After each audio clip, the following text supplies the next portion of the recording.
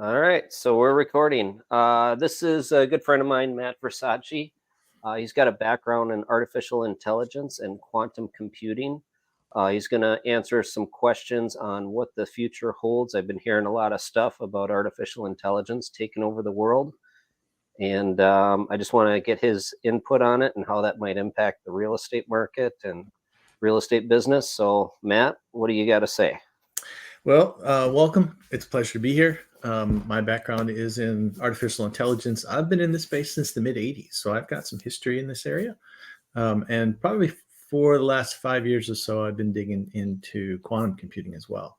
So I've got a fair amount of experience in that space. So hopefully we'll put some things together and give your constituency some things to work with. Okay, I've got a million questions and they're all pretty basic. Do you have a presentation you wanted to run through that will answer that, or do you want me just to start firing questions? So we could do it one of two ways. You could fire questions, and then I can bring up slides. Okay. Well, let's start with some real basic questions like what really is artificial intelligence, and what's the difference between artificial intelligence and machine learning? So AI is a big field. It's been around for a long, long time. The military's been playing with it for decades upon decades. Started in 1954, the Dartmouth Conference, when all these crazy people like Marvin Minsky and Herbert Simon were there with a bunch of IBM engineers. They coined the term artificial intelligence. That's where it started. The portfolio, it's a portfolio of technologies, though. It's not just machine learning. So machine learning, deep learning, generative AI, all those things fit under that machine learning category. But now AI in general goes a lot farther. So you've got things like intelligent agents, all the smarts for autonomous military drones, and a whole bunch of other crazy technologies that comprise that. Okay. So the very basic level would be machine learning then, right? Well, the Like most level one. Yeah, the most level that you're going to be used to as a common citizen. So this is a big piece. There are certain types of technologies called disruptive technologies. And one of the characteristics of that is that your mom can use them. You know, your mom or dad or great aunt or uncle, because they're simple to use. And generative AI, it's like that. The interface is such that anybody can use it. Now, there's a whole host of technologies that are difficult to use. They're extraordinarily powerful, but they're relegated to elite academics and elite engineers. Now, those you're not going to see, but that doesn't mean they're not there and they're not maturing. You'll find those in military bases and, you know, in the basement somewhere where somebody doesn't want Frankenstein's monster to come out just yet. Area 52, right? 51's a decoy. Okay, so the machine learning, and then you described it as drawing a blank, like ChatGPT, generative AI. Yep. So that generative will kind of create the wording. Let's say you want to do a blog post or write something. That's kind of, it'll create that. It'll create images and like videos. That's user interface friendly now. That's public. It is. And so the issue behind generative AI is that it generates something. So it's trained on the sum total of human knowledge, but it's static at one point in time. And it's a big, big, big kind of an entity. But because it has the sum total of human knowledge within reach or capability, you can do things like you can ask it questions, you can ask it to create code for you. You can ask it to do all kinds of things, create you a recipe. I asked it to give me a poem about Masons at one point in time, and it did a fairly decent job about that. You can ask it to create pictures for you or to create videos for you, and it will do that. Now, it's got limits. It can do remedial reasoning, but it's fascinating to the human, to the regular person on the street, because it can create something brand new, never been seen before out of almost nothing. You just got to give it what they call prompt engineering, the commands that you use, the English commands that you use to tell it what to do. So I see that being used a lot for like in real estate, we'll use it to start on a property description or like a blog post or something. but we have to rewrite it because it's really, you can tell it's written by a machine. It's wonky. At least gets you some brainstorming ideas. And I haven't played with a generative like images or anything, but I understand that that's getting pretty realistic and almost scary. I think you can kind of tell, like sometimes they can't get the hands right on the generative photos. Yeah, not only that though, but there's some big repercussions in terms of creative aspects of industry, like Hollywood, for instance, the writers and some of those people who own their own images, and there's a whole IP industry going on there. They had a big they all went to a big dizzy because generative AI could take those images, could create brand new images or voice tones or taglines and create something brand new. And then who owned that IP? So there's a big tussle about all of that. But that kind of fits in there as well. Okay, so a lot of copyright issues then. Lots of copyright, lots of IP. Okay, now when you type into Chat GPT, it's scouring basically the internet and looking for stuff to base stuff off of. How, if it pulls something that's copyrighted, how would you know? You Are you wouldn't. then liable for it? You wouldn't, would You you? wouldn't. So the legal wranglings that are going to go in that space have yet to be settled. Okay, They won't be fascinating. settled for a while. Yep. And then Okay. that goes for even recommendations or descriptions of in the real estate industry of the estate you're working with, all those kinds of things. Okay, we're kind of in new territory. I would say so. Yeah, because not only that, but think of it this way. Look at the poor security guys out there who used to be responsible for making sure that bad guys didn't get you. Now you can't believe your own senses in three ways: what you read, hear, or see. That creates a real problem, and we don't really have an answer for that yet. Okay, where do you see this going? Okay, so now we've exceeded my knowledge base on those three basic questions we just addressed. So we could go in a number of different ways. We could give the biggest picture that we can. Okay. And that might require me showing a few slides and walking through. We've done a number of AI and business strategy presentations lately where we've curated tons of material and we've synthesized a perspective that I think will give you an idea of where all this is going. But it's not just Gen AI, it's all of AI. Okay. Why don't we do that to get the big overview, and then that's going to spur lots of possibilities, I'm sure, and questions. Yep, I'm going to present that now. I'm Okay. going to present my screen, and I'm going to jump around a little bit. This is a series of 3 lectures pulled together in one big PowerPoint deck. Okay.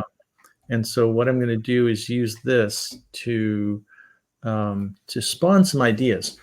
And we'll start from the top. This is what we call, this was a series we did in the Twin Cities called Artificial Intelligence and Business Strategy Series.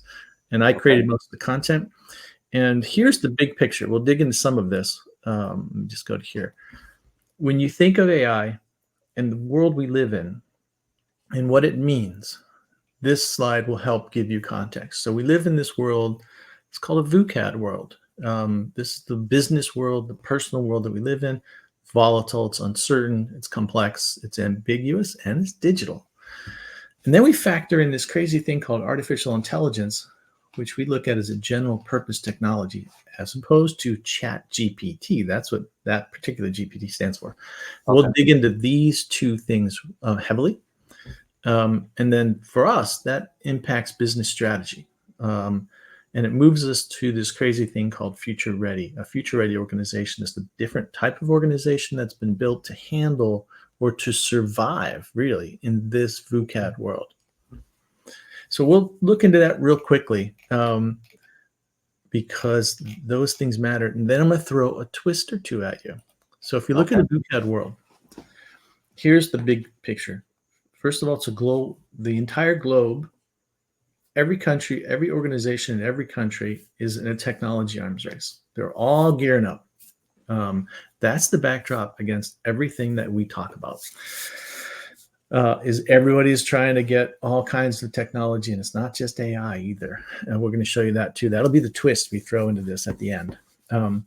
There are some characteristics of this that matter. One of those things is this thing we call accelerating rates of change, where the change and the innovation cycles get really, really fast. It's not just one and done. And in those instances, this thing of time dominates. Now, what that means for us in regular terms is speed to innovation.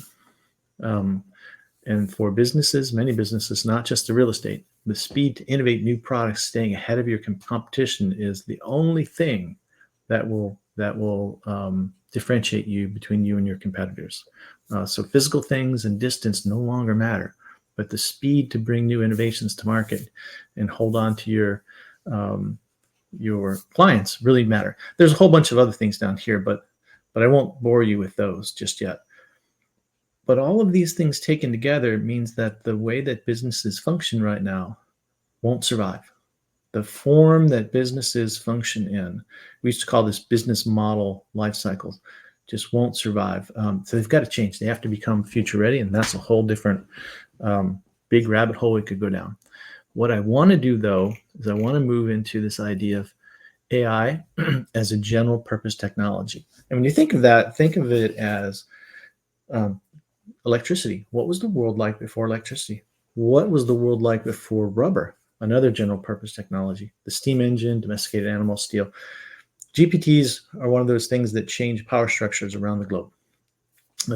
Because the world was very different before electricity was invented. Same thing for rubber. So there are three characteristics that make a general purpose technology so different that we have to treat it not like a singleton technology, but in a different way when it comes to business strategy. Number one is it's pervasive across all sectors, from energy to industry, real estate, particularly real estate, everywhere. The second is it evolves over time. It changes and morphs. And I've been in this space since the mid 80s. So I've actually personally was one of the few that have watched this thing mature over time. And then thirdly, you have this is an economic term, spillover innovation through complementaries. All that really means is if you innovate over here, there's some crazy thing over there that innovates at the same rate, seemingly unrelated. But when you take it together, that ends up being very, very significant. And AI, especially Gen AI, is exactly the same thing. It is pervasive across all sectors. It evolves over time, and it creates spillover innovations because you innovate here, and then all of a sudden, innovations occur across town that you never even expected, but they have significant economic impacts on how you do business. So that's one of the big pictures. Now I'm going to throw a big monkey wrench into it.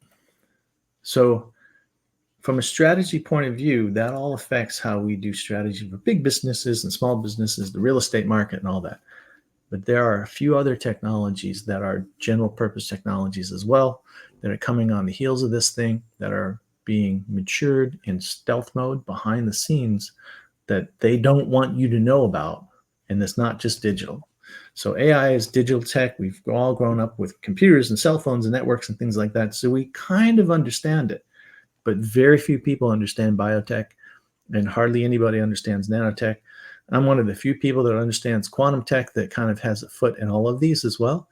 But this tells us that the ability, that AI tech is our chance to practice getting our organizations future ready when these other technologies really come down and hit us. Yeah. So it's going to change a lot. Okay. What's the speed of this change? I heard 2028, 2029 was, what did they call that date? 2030. 2030? 2030. Okay. So the 2030 plan, let me just harken back to where that's coming from. The 2030 plan comes from the World Economic Forum. And they very quickly come out and said, hey, we're going to fuse together. We're going to blur the lines between physical, digital, and biological spheres. So there's Klaus Schwab. I call him Colonel Klink, if you remember Hogan's hero way back in those days.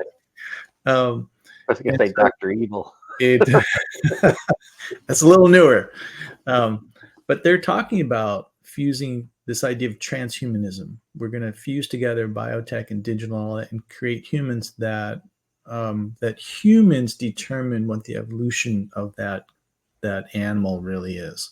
So that's where all of this is coming from. The World Economic Forum also is the master of that, the purveyor of the 2030 plan. And here's why 2030 matters. Let me jump over here to this slide if I can find it. And I'm going to hone in on this one slide over here. So I'm going to make this really, really big.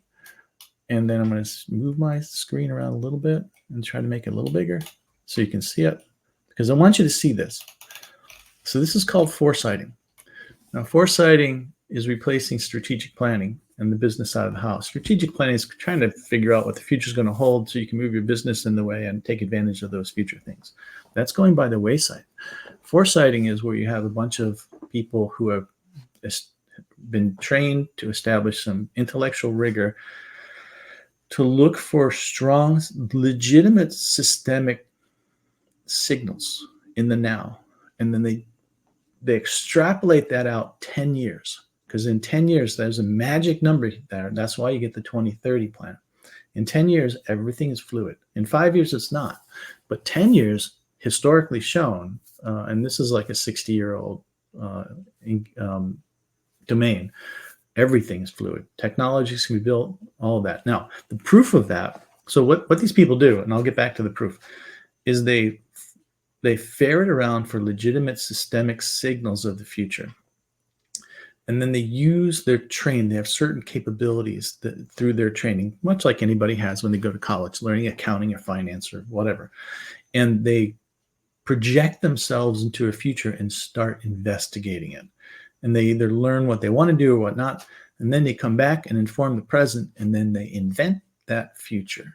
They don't predict it anymore. They're inventing it. Now that really changes things. And the proof of that pudding is to look at all the big houses, consulting houses, Accenture, BCG, all of them, Deloitte. They all have foresighting groups. And all the big vendors, General Mills, Target, Best Buy, and all the others are employing those. Jeff Bezos, his best executives are only working on organizations that are from 3 years to 10. They don't work on 0 to 3 years. They consider that old business. So you're starting to see organizations do this kind of work.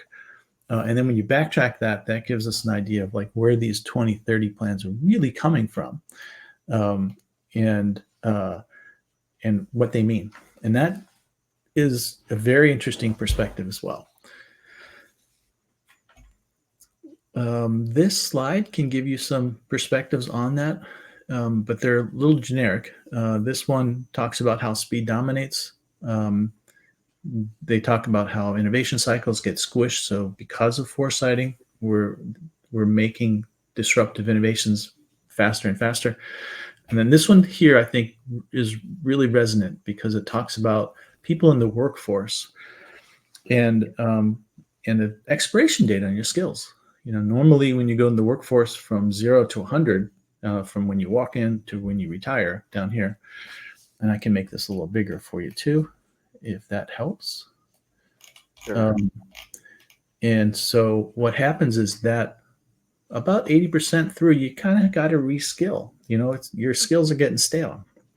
Well, now, because of all of what I told you and a whole bunch more, that point is being pushed back to the first third of your tenure in corporate America. So all of a sudden, your skills have an expiration date that expires very quickly to the first third, really, of your tenure. So you see these new micro careers where people are reskilling almost constantly to stay abreast of the new things. This is a function of all of that, and it really changes the workforce. So that technology is kind of like compounding interest then. The rate just picks up because we have a larger base of technology that percentage-wise just incrementally faster. That's kind of how I'm envisioning it. Yep. And that's where we talk about the history of innovation cycles, how they start to get squished. You know, this is older stuff, but these are all compounding on each other. And now all of a sudden, it's not like you get this big wave and then we can rest, catch our breath before the next one hits. It's wave after wave after wave. It's like a tsunami coming in of those kinds of things. And that really changes the game too, because now all of a sudden change goes faster and it never stops. Okay. Go back to that other slide before I sidetracked you earlier. This one? Yep. You were gonna explain something, then I diverted you on the 2028, which you corrected as 2030. 2030, right. And where were you going with this one?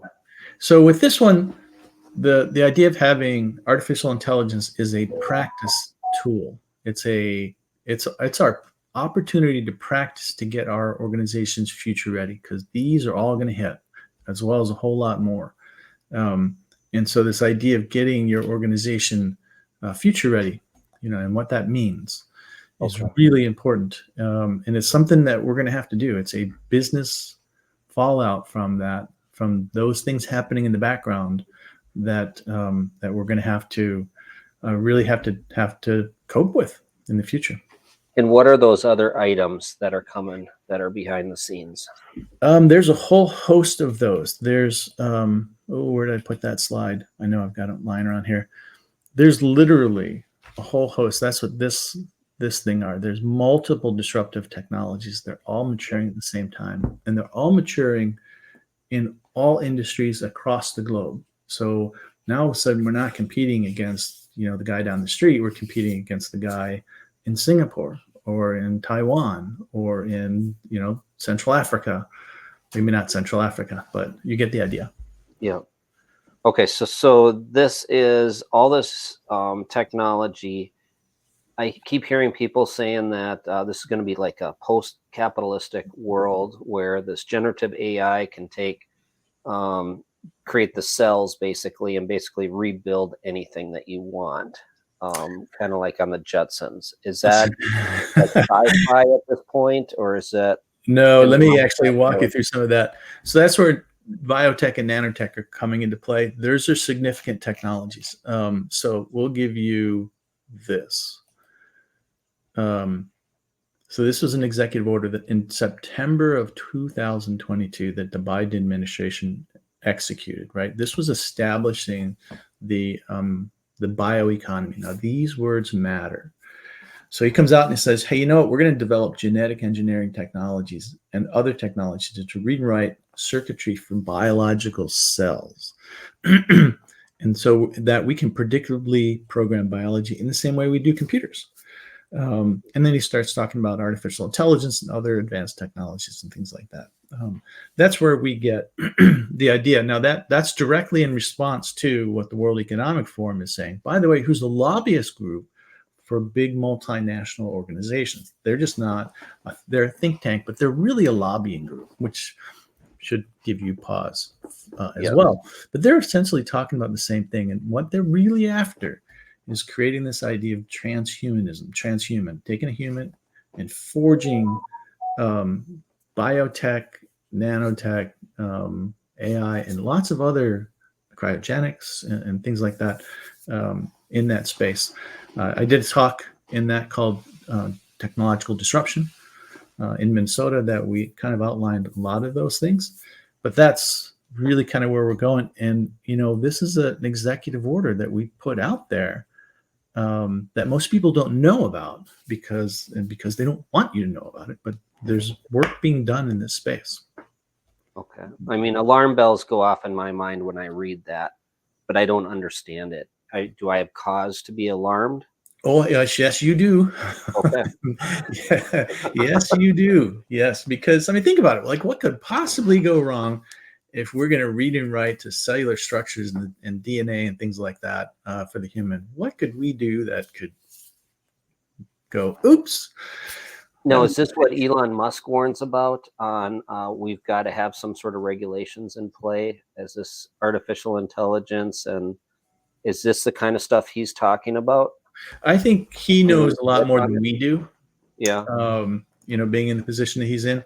But I have an issue with that. So the issue I have is human behavior since the beginning of time. If we look at that over the beginning of time, and I touch on this in the technological disruption keynote presentation I did, organizations and sovereign states that get a leg up in terms of technology historically, and there's almost never been potentially,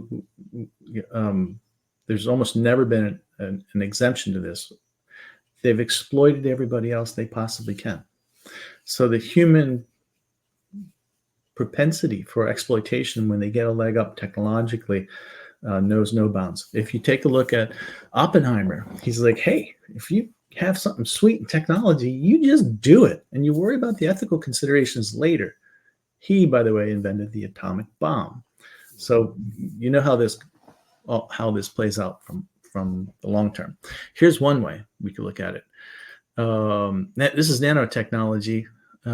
They've had 7 assemblies of this, of developing that. But when you look at spillover effects, it's amazing for where nanotechnology can play through the whole entire gambit of the economy. In particular, weapons and biological weapons, chemical and biological weapons, when they have nanotechnologies injected to them, they become uber lethal, like wiping out entire continents type lethal. And so, this is kind of an important thing to watch. Is that like chemical or germ warfare with nanotechnology in it? Well, it's both, right? So if you take a look at the mRNA vaccine that was put out, all the conspiracy theories, theorists were coming out early on going, they're putting nano robots in here like this stuff over here, nanotechnology. And we're all like, these people are crazy. Till you read the white papers that talk about how nanotechnology was required for the mRNA virus for it to be effective, as is connecting to all the cellular structures it needs to connect to. So there's a grain of truth in all of that as well. And that gives you a good pause. Are we there now? Are they able to use this nanotechnology? Sure. I mean, nanotechnology was involved in the mRNA virus vaccine. So, and that was distributed widely throughout the American population for sure. Other countries wouldn't have anything to do with it, but the Americans picked it up pretty quickly, and look what happened. So you've got that, but all of this stuff is in stealth mode, right?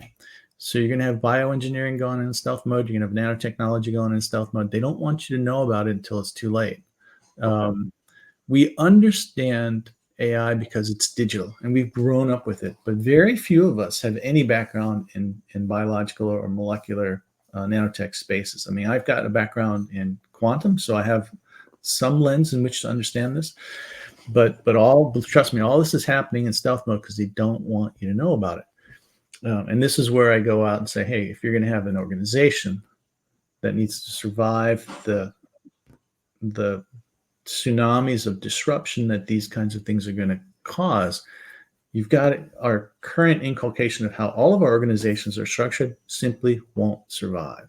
And so now we've got to learn, how do we create a brand new organization that can handle this kind of stuff, not just at the business front, but even governmental. So this is one of the things. Further question on nano. I had heard or read somewhere, I think I saw it on YouTube, an interview, that the nanotechnology, they were able to recreate, let's say you wanted a new car. It would mine the resources and build it. That sounds like sci-fi to me. Does that have the potential to do something like that? Yes, actually it does. That's, if you look at this, and I'll try to make this a little bit bigger for you to see. That's not what I wanted. Bear with me for 1 second. I was on the wrong slide. Let me do this. So if you look at the spillover effects in nanotechnology, right? So you've got material science, you've got sensors, surfaces, nanomedicine, and quantum. All of these are the core aspects that sit right in nano. So nanotechnology is using, dealing with things that are under 1/100th or 1,000th of a nanometer, something crazy like that. I probably got my exact terms. Really small, like a cell. Yes. Yep. Right. And so you can do things like material science and work on sensors, quantum, and even nanomedicine. All of those things are fair game. But then that moves into other spheres like artificial intelligence and energy and Internet of Things, digital buildings, right? Machine learning. You get into the biodiversity space. crops and things like that, smart infrastructure, waste management, water management, resilient buildings, all of this. Those are where spillover effects from nanotechnology can definitely play. Okay. So there's incredible opportunities for humans in the future with this. I think so. There's also big risks, but that I think comes in the next 20 years, we probably won't recognize what it's like to be alive in this country. You also should I had to take a deep breath on that one. The other thing you want to pay attention to, right, is the World Economic Forum. When they talk about their 2030 plan, everyone's got one, right? Saudi Arabia's got one. The UAE's got one. We have one, but we're not telling anybody about it. All across Africa and through Asia, everybody's like 2030 plan, 2030 plan. So whether you like these guys or you don't like these guys, whether you think that's, Colonel Klink or whoever, they're influential and people are paying attention to what they're doing. And they're also dealing with multinational companies that owe no allegiance to any home country. And so they've got their own agenda there. And so it'd be an interesting thing to keep a fair eye on what they do to give you a frame of reference of where the rest of the world's going, particularly because it's going to operate in stealth mode. They don't want you knowing what they're doing. And for many different reasons. Sure. Okay, and then robotics plays into this. Are we close to human-like artificial intelligence? I just put something out about that a little while ago. Let's see if I can find that slide. I mean, we've been talking about that since the Jetson cartoons. And those are fun cartoons. I don't think I have that with me on this, but and that seems to be everyone's biggest fear. But this other stuff, I mean, I think is a little more dangerous. Oh yeah, I mean, this area, this AI space, this is nothing, right? Biotech and nanotech could really cause havoc. In the wrong hands, yeah. Yep, in the wrong hands. That's exactly right.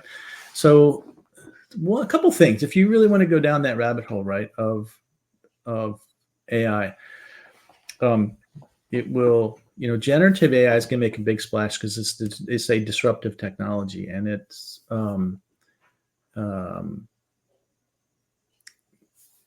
disruptive because the everyday person can use it. Where if you get like cognitive architectures, not everybody can use that. That's really hard to do. Super powerful. But now when you're going to move into that artificial general intelligence, you run into a problem. There's a lot of paperback writers like Nick Bostrom and Singularity and all that kind of stuff, where they love to give these, these guys aren't classically trained technologists. They're something else. And they give a perspective of the future that people glom onto and go, because it's sexy, right? We're going to have robotics that are so smart, they need rights, Bill of Rights for robots, those kinds of things.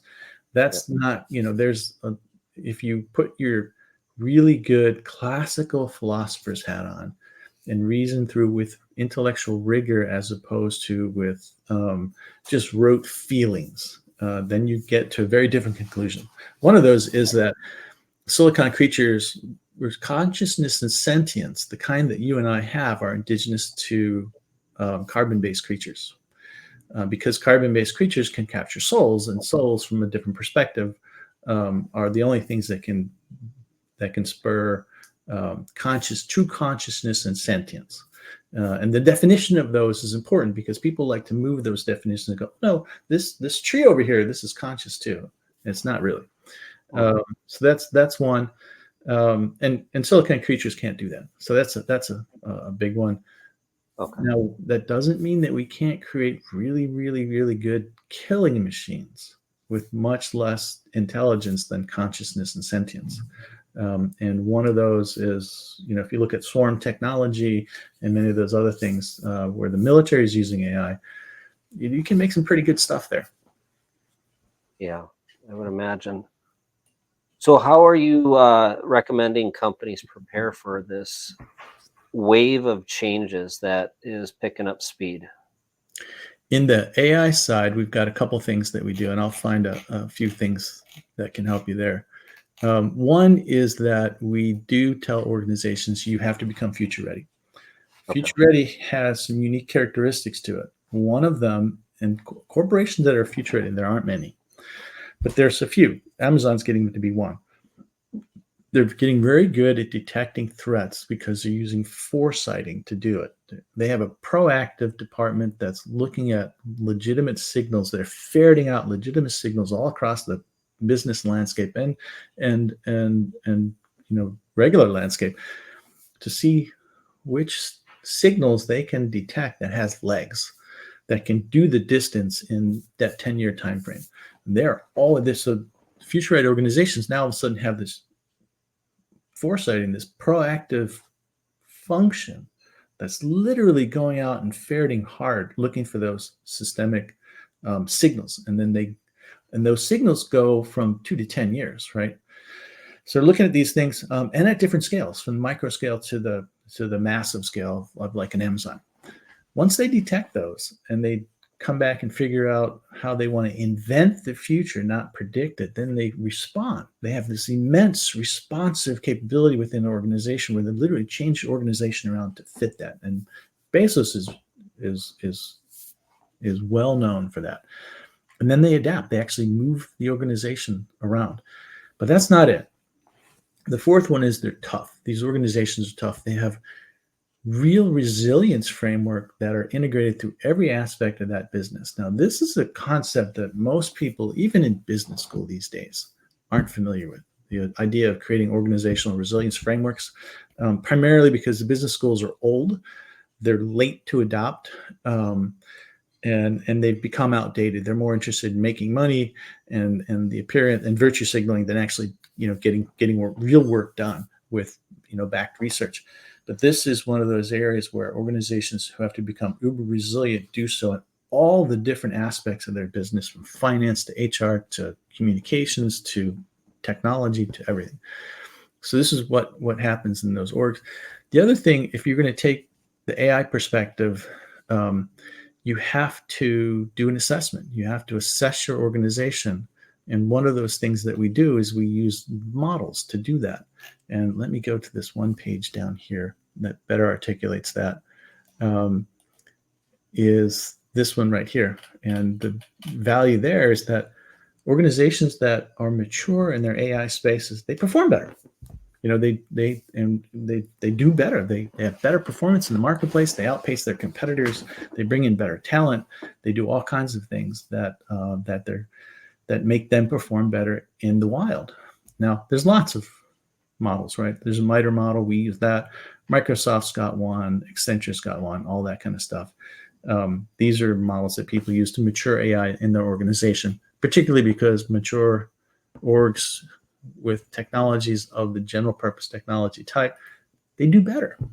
And without going into all the rabbit holes, this is the one we use. It's got 6 pillars and 5 levels. And if you go all the way down to here, there's like 80 artifacts and 24 processes over 7 dimensions. This is what a change management person would look for. But that's not enough. So here's the big thing. This is a conceptual structure that was created by some ivory tower academics who never once got their fingers dirty being boots on the ground doing this in the wild. It's just the nature of this. And you have to have those. I consider this like university education. This book, on the other hand, was written by my buddy Tom Gilbertson when he and I ran the Center of Excellence at Fortune 5 healthcare level. He wrote a book and I decided to go create a training class in quantum computing instead. But this is a boots on the ground readout of our experience doing this at the Fortune 5 level. Now you need both of those. Organizations. What is that book title? I can't read that. Oh, it is called, let me make this bigger. It's called AI Bullseye, Tactics for Non-Technical Business Leaders. Excellent. Yeah, that's a great book. And so the utility here, that's not what I wanted to do, is that you marry, this is what I call street smarts over here, and this is what I call the college education over here. And when you marry both of those, you get wisdom, the ability to judge, to make judgments in the wild on the front lines that are useful and true. And that's why you need to do both of those. There's a lot of stuff that goes in there But that's really kind of the long and short of it. Okay. So that's a great overview. Yep. So resilience was the key takeaway in that last section that I wrote down. That in the book. I'm going to have to check out the book. Yep. But how would, okay, your typical real estate investor, your typical realtor or broker, let's say Edina Realty, Coldwell Banker, or just Joe Schmo Realtor, how do they adapt to this changing world? So what I would have them do is the first thing they need to do is take it seriously. They need to realize that because we live in a VUCAD world, and because there's an awareness, because we're dealing with a technology that's got unique characteristics like AI, where it's a general purpose technology. These two things put together have gravity associated with it. It's a hearkening thing of the world's going to change in ways that are very, very significant, and that our current structure, the way that our businesses are structured, it won't survive. And we know it, and we know it well enough in the future to do that. So the first thing is they need to know that awareness. You need to get to really internalize that awareness. Like, the world's going to change, and it's going to change whether you like it or not. And it's going to change in ways you've got to be ready to work with, or things are not going to be good. So I think that's the first thing. The next thing is then they need to do this. I'll come down here. They need to do an assessment of their organization based on some model, right? Because organizations, big organizations, we know that if they're a mature AI org, and that's a big statement, but they do better, they perform better. If they integrate AI in their business practice and their process, they'll do better. And real estate's got some ways to go. It can really make use of some of these things. So when we implement AI in that last slide, what you're talking about is just running at a much higher level of efficiency. You're using this technology to get more efficient. Nope, I'm not. Nope. No. That's so if you take a look at these quadrants, right? How this is the Accentures. There's like AI innovators, AI achievers, AI builders, AI experimenters. Now these are their nomenclature for these four quadrants, but they when you go on your journey, you move through these quadrants, and the ones that perform the best are out here. Now they're not looking at advanced technology and AI to simply improve current processes, because those are, how much riding on a horse can you improve? You're still riding on a horse, as opposed to getting in a Ferrari or even getting into a fighter jet. They all cross the terrestrial plane, but they do it in different ways. And so what this particular group does, these AI achievers, is they not only innovate old processes, but they look for ways of creating new value. They look for ways of using AI to create brand new things that's never been seen before. And they do that because the underlying shift of the business is changing. Maybe it's gone digital on the phone. And they note that shift, and then they move the business in to cater to that. Or, and I think this is a big one, they lead the organization. They begin leading the industry. They go, you know what? There's brand new technology out there, and we can perform our trade in that technology in a way that's never been seen before. And we believe that there's a large return on investment for that. Or it sets the groundwork for, and this is where 10-year period comes in, for us to really be a different company in 10 years, because all of this things are going to change. Most of us had no idea how the world was going to change when social media came about, and it has in big ways, good and some terrifying. But those organizations won't just do efficiency plays.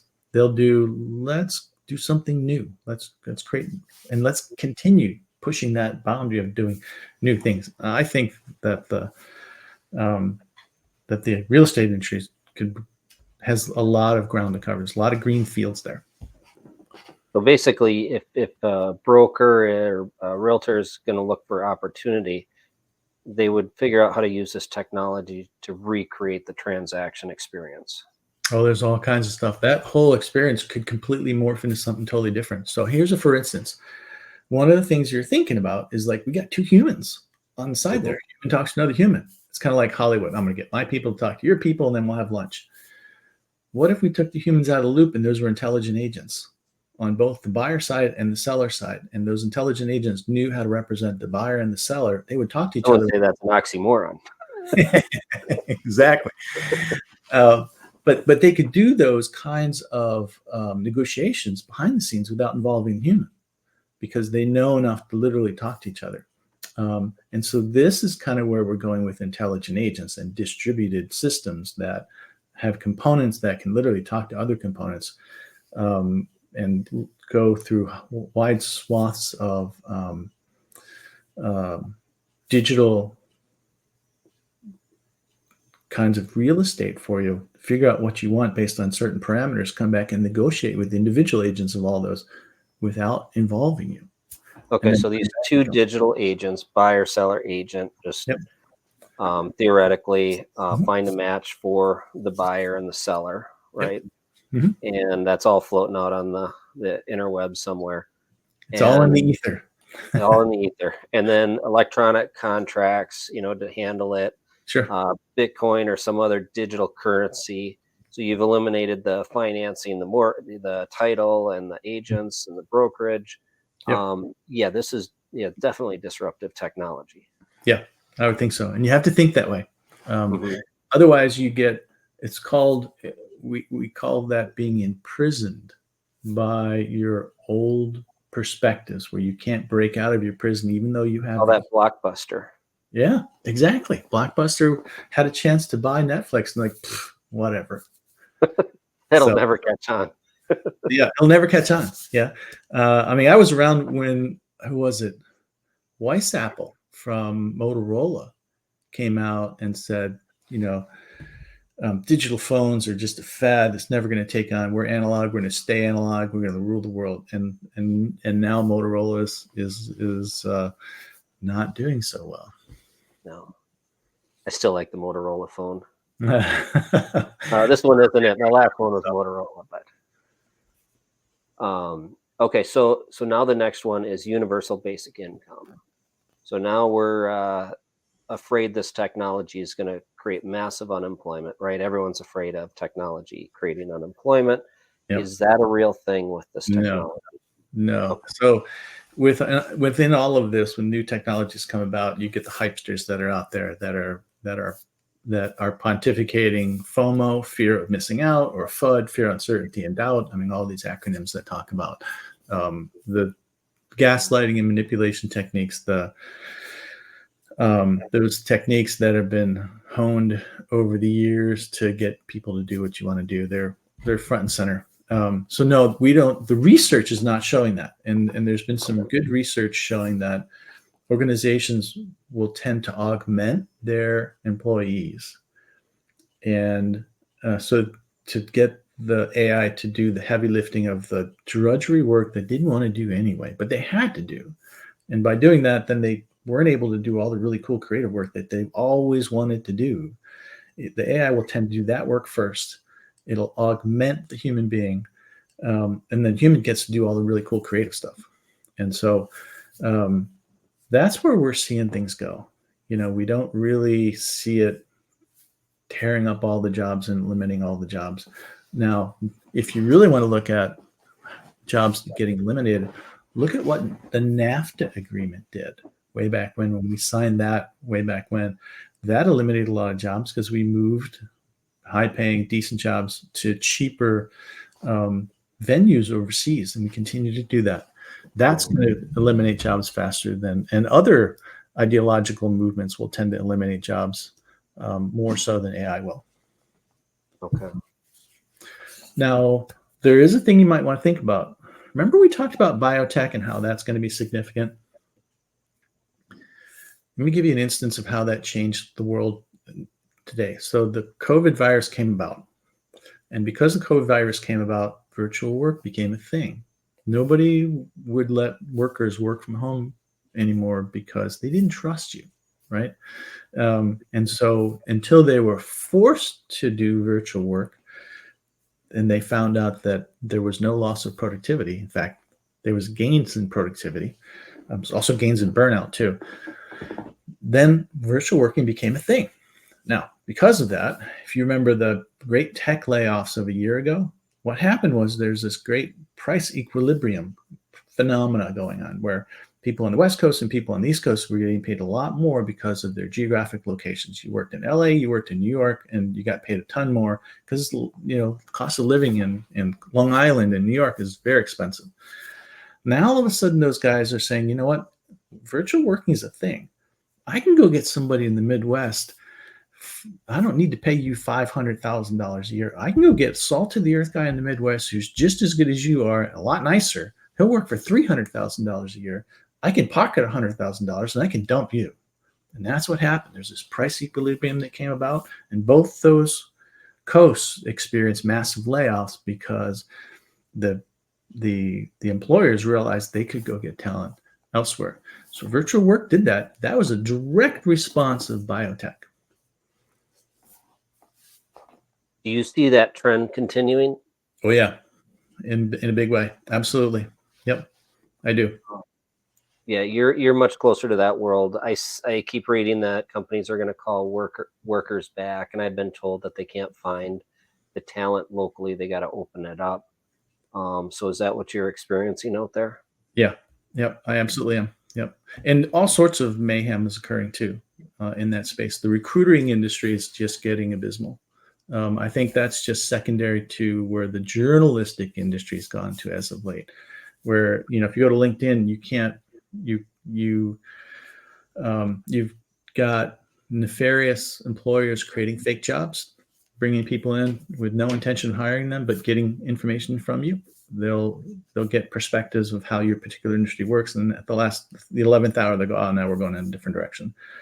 Or you have spam bots from overseas coming, and we had a guy create a unpaid internship where you were basically a slave. You didn't get paid, and they were going to work you pretty hard. And they had 200, resumes in the first 2 hours submitted, all through spam bots. So it's crazy. It's a brave new world. So how do you prepare for this? If you're young, how do you skill up for this changing marketplace? So that's going to be education.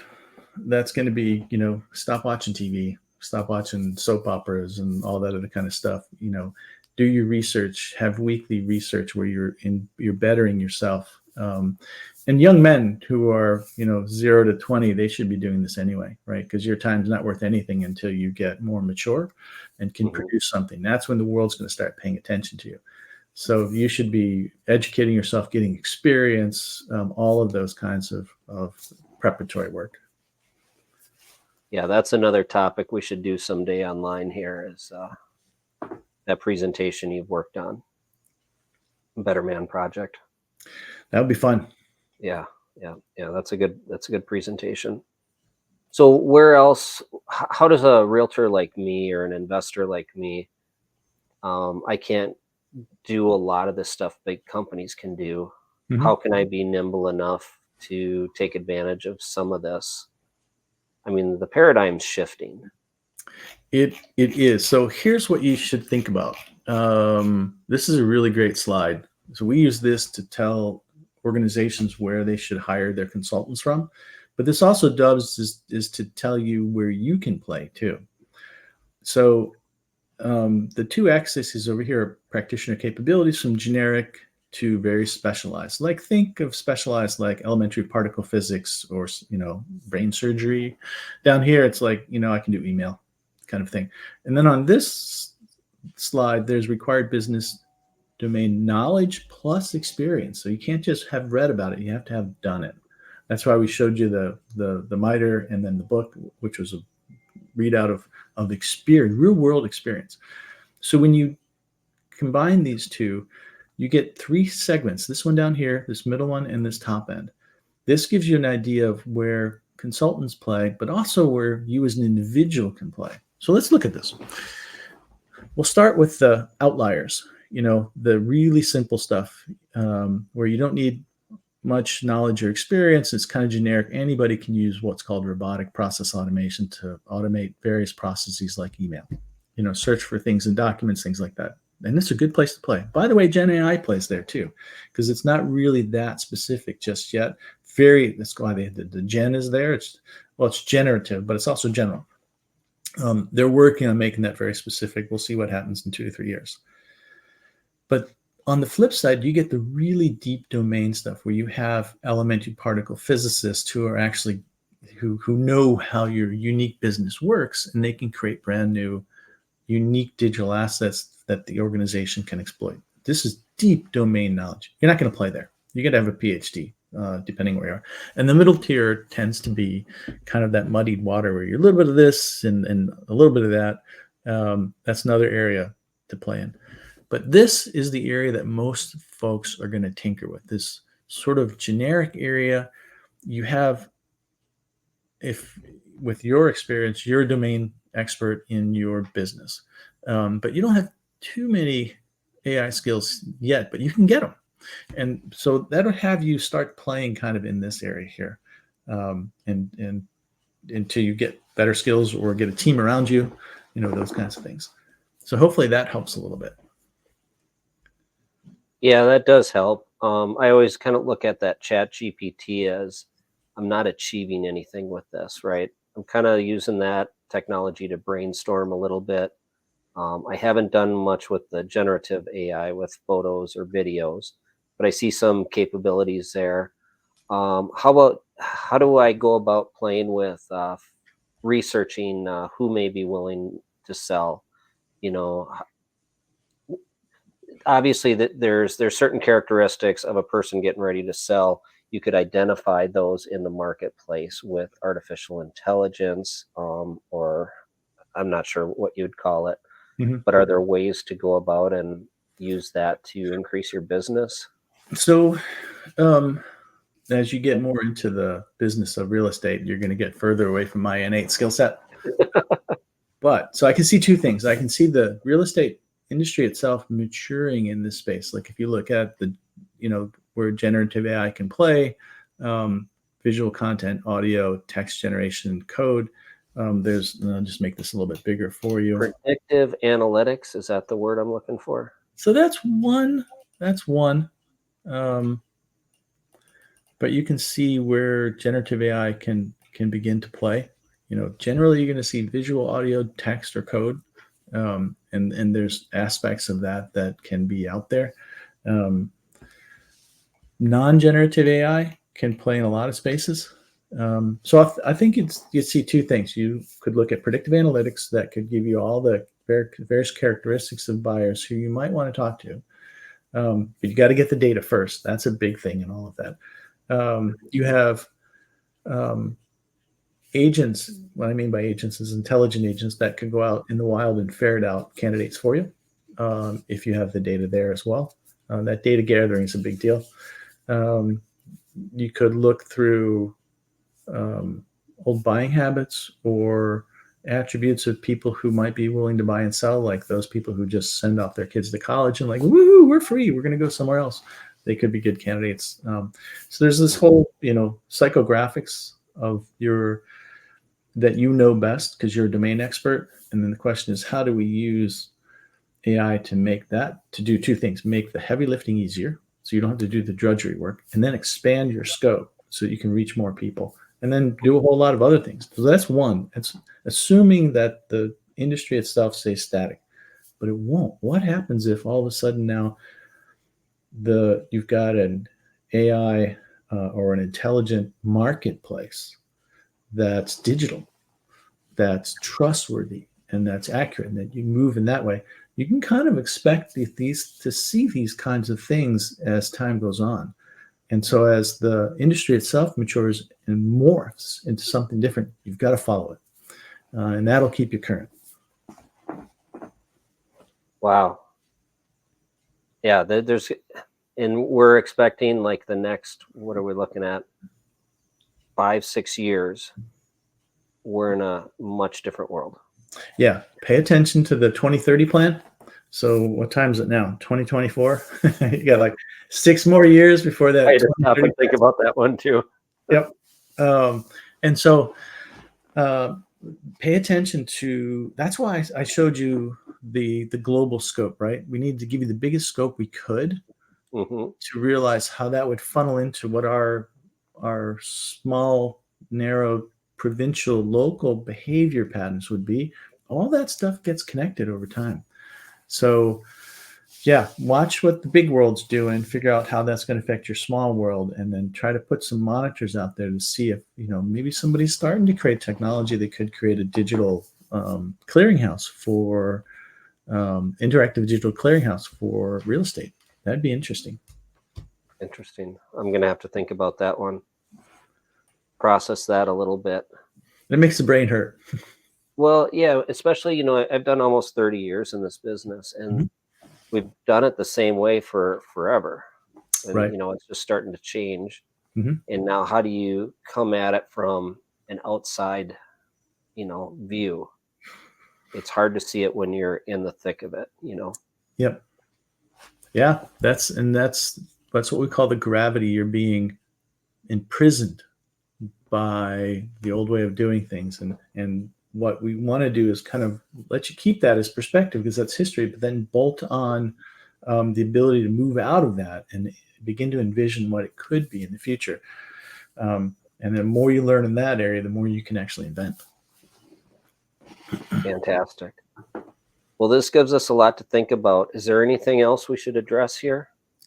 No, I don't think so. Let me move this over here. I don't think so. Okay. We've covered a lot of ground, a lot more ground than I thought we'd cover early on. That's the beauty of having slides. Not as dumb as I look. Yeah, exactly. So, well, I really appreciate you jumping on last minute like this, and I've learned a ton, and I've got a lot to think about. I'm going to pick up that book again. And what's the name of that book you recommended? I've got it written down. It'll be AI Bullseye. Just AI Bullseye on Amazon, and you'll pick that up. Excellent.